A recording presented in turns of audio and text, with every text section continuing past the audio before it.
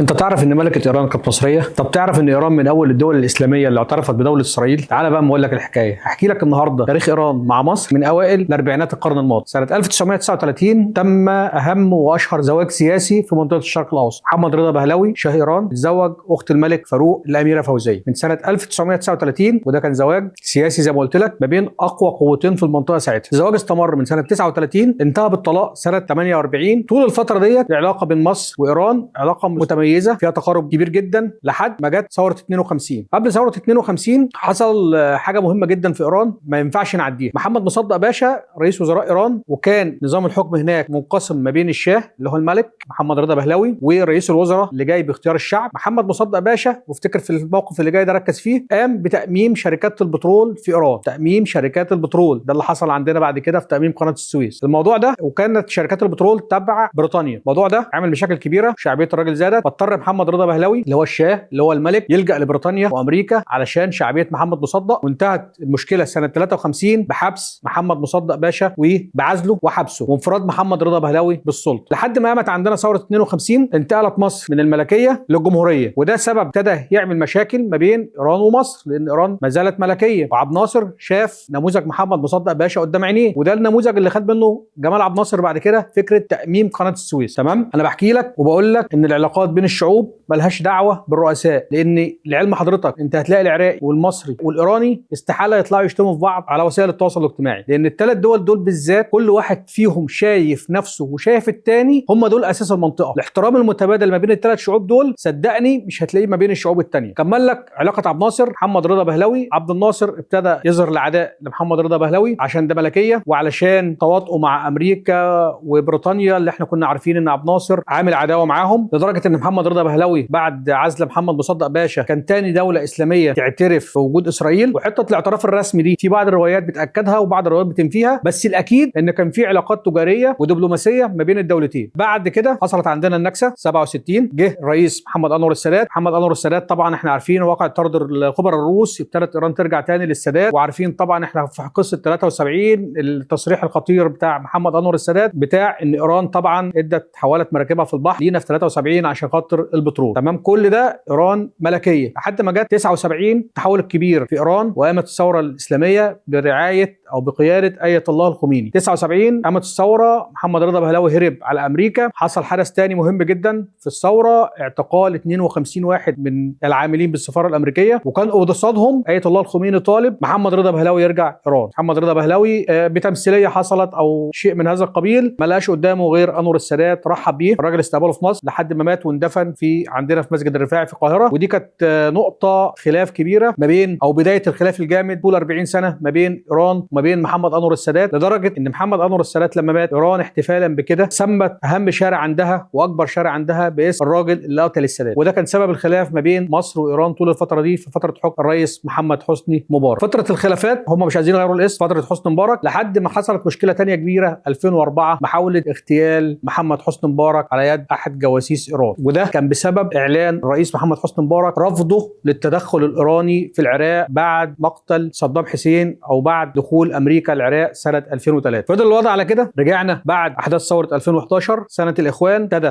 يبقى في تقارب طبعا ما بين الإخوان وما بين نظام الخميني في إيران، وشفنا أحمد نجاد في القاهرة. ولكن الموضوع ما استمرش أكتر من شهور بعد الرئيس محمد مرسي عمل الحفلة بتاعت الاستاد لدعم سوريا. طبعا ده ما عجبش الخميني، لأن احنا كنا عارفين إن إيران مؤيدة بشار الأسد. ابتدى يبقى في خلاف في آخر شهور محمد مرسي إلى أن جه الرئيس عبد الفتاح السيسي، وبعد كده انتوا عارفين القصه وما فيها. العلاقات ما بين مصر وايران طول عمرها مبنيه على الاحترام، وكذلك الشعوب مش الحكومات.